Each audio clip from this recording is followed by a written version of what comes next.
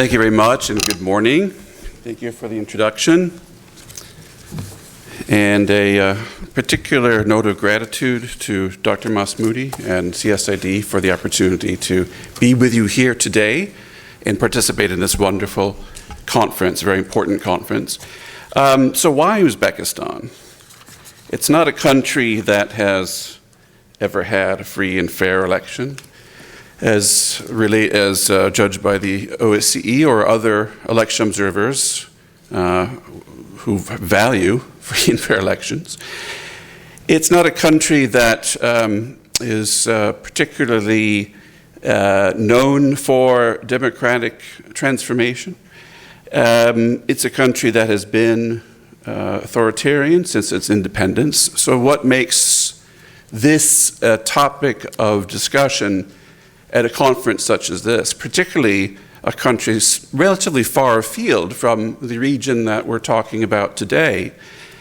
Well, I would state, first of all, that this is a country that is 96% Muslim, according to state statistics. It's a population of 35.6 million in the heart of Central Asia. There are 2,040 official mosques in Uzbekistan, and 9,361 mahallas, each serving between 500 to 10,000 residents. And critically, it has a population under age 24, constituting 40% of the country's population and growing. If you take that up to age 30, it's an even higher percentage, nearly 50%. So a very young and upcoming country with demands of a growing youth population. I would start in the argument discussion of Uzbekistan's seeming transformation or ambitions to become democratic by noting several of points in its recent history. But I would also say that this is not a country that has undergone a color revolution. There was no Tashkent Spring to speak of. But there is a desire among the leadership and the population of Uzbekistan to break from its post-Soviet authoritarian condition and its past and develop into a modern people's state that is economically viable, that is certainly located in a critical part of the world, a crossroads on the Silk Road, and one that values human rights above all and aspires to create a new Uzbekistan or a people's state. And in that vein, since the passing of Islam Karimov in 2016, the new president Shavkat Mirziyoyev has instituted numerous national development strategies that have attempted to address the shortcomings of the Uzbek state since inception, particularly looking at its economic viability, development of trade routes, development of a tolerant attitude towards religion, and an independent identity that breaks from its past as a Soviet socialist republic. There have been numerous achievements made through the various state strategies. The one initially instituted in 2017 after Mr. Mirziyoyev's first election, and his second five-year strategy, which was billed as the building of the people's state under a new Uzbekistan. While mainly these achievements appeared to be economically oriented in developing a series of reforms in the judicial sector, addressing the embedded and rampant state of corruption in Uzbekistan. They also touched upon building human person-to-person development, creating a socially responsible state that puts the people out in front and not the government or local officials, trying to build in decision-making at all levels and a responsible mindset among a civically inclined people. Well, the institution of these reforms, of course, as you would imagine, differs from the reality on the ground.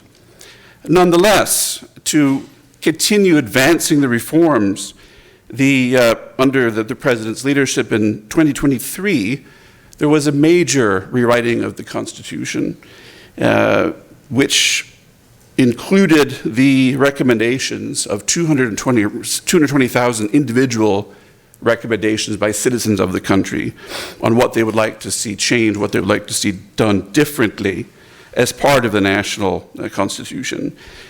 The idea of a constitutional referendum is not necessarily a positive one in the post-Soviet lexicon. Nonetheless, they proceeded with a referendum that, of course, passed. And while many of the really positive ideas about building citizenship and invigorating the civic and political culture in Uzbekistan were in that set of changes, they were perhaps overlooked because of what came to be viewed in the West as the key negatives in this process, and those being the extension of the president's term from 5 to 7 years and the ability to serve 2 new terms in office. Again, a stratagem often used by the authoritarian leaders of the post-Soviet states. Now, this, of course, was accompanied by a snap presidential election, which Mr. Mirziyoyev prevailed in. And that brings us to today. We have in Uzbekistan a set of reforms outlined by the various national strategies, and now the launch of the Uzbekistan 2030 strategy, which foresees within the next 6 years to build a modern state that is, again, economically viable, that integrates with its neighbors peacefully, that is a regional hegemon within Central Asia, and can stand up to the heavyweights in the region that, with whom it both cooperates and competes, that being, of course, China, the Russian Federation, and to a degree Turkey, who it does see as a model of development to some degree. I would add one of the big ambitions of this set of reforms is to reform the state of the mahallas, the local community committees that really guide and govern people's everyday lives in Uzbekistan. Not a unique phenomenon to the country, but one that is part of its identity, part of its brand, that can, in fact, be a source of grassroots development of democratic ideals, while also being a source of day-to-day law and guidelines and principles by which people live their lives.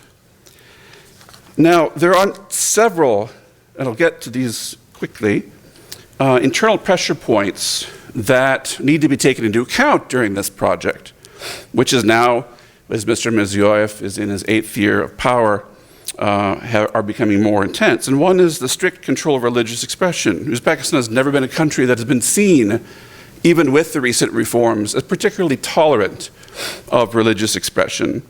There is a state religion, state-approved mosques. There a certain view of Islam that must be followed. There is an intolerance for what it sees as diversions from that path. For example, any act that may be seen as part of civil disobedience, but are related back to challenges of a radicalized nature, as seen in Andijan in 2004. And of recent vintage, the Caucasus City Hall massacres in Moscow, which had a repercussion in Uzbekistan, whereby the passports of imams were seized lest they travel abroad or lest they be involved somehow in radicalizing populations. There were no Uzbeks who were implicated in the attack, but pressure was put on by the government to assure that there would be no future activities by ethnic Uzbeks following suit. As we know, there were some 4,000 Uzbeks who had participated in ISIS in Syria. There are also fallout from the constitutional reform process in the early elections, including the lack of an ability for citizens to monitor those elections as domestic observers.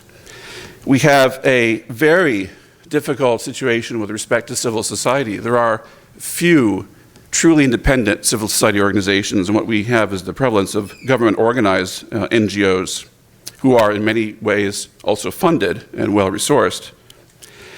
As mentioned, a growing youth population with rising expectations for their ability to earn a living and build their country and not have to leave as labor migrants to countries such as Russia, Turkey, Middle East, or Southeast Asia.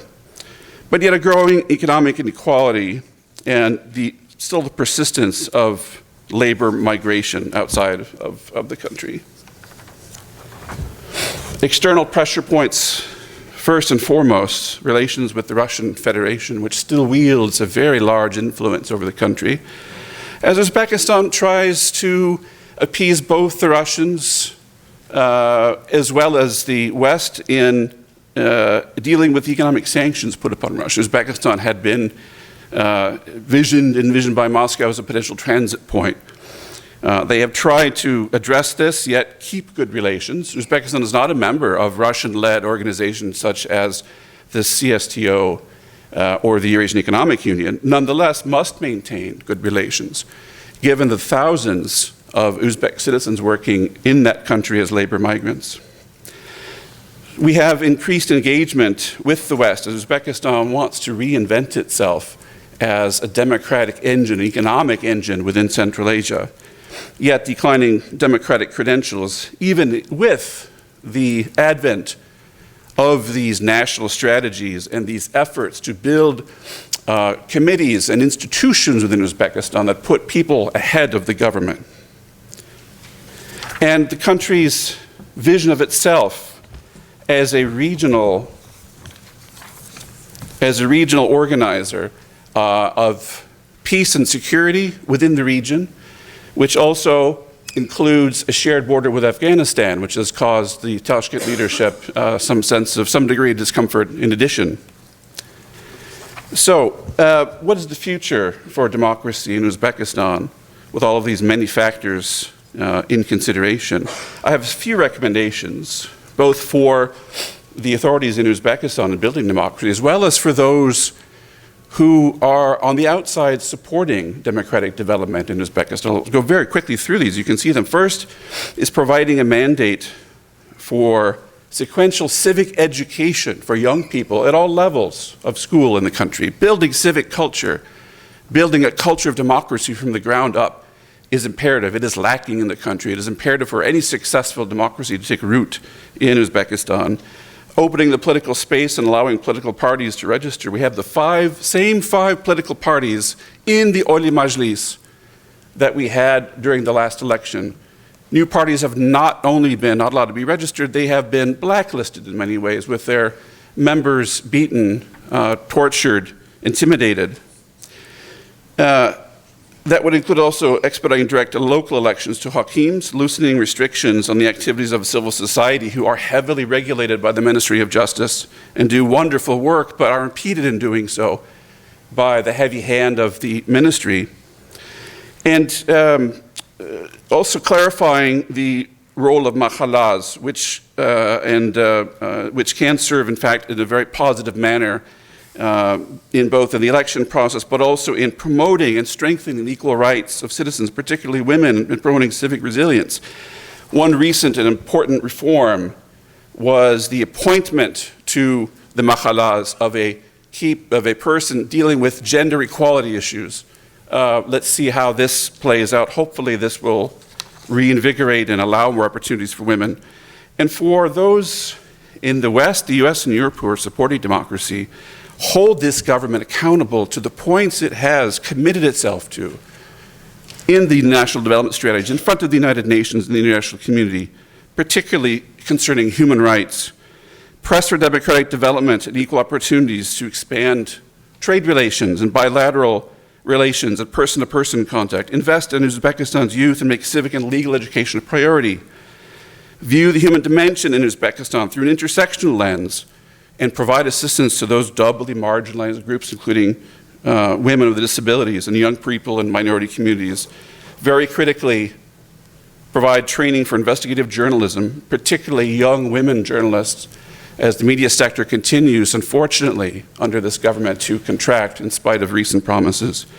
And of course, support the work of independent non-governmental organizations in spite of the enormous pressures they face. They're doing good work. They need our support, because democracy is not a top-down process. It's a grassroots, bottom-up process in concert with a government that is not only willing that not only stated its desire to institute reform, but is showing the political will to do so. Thank you very much.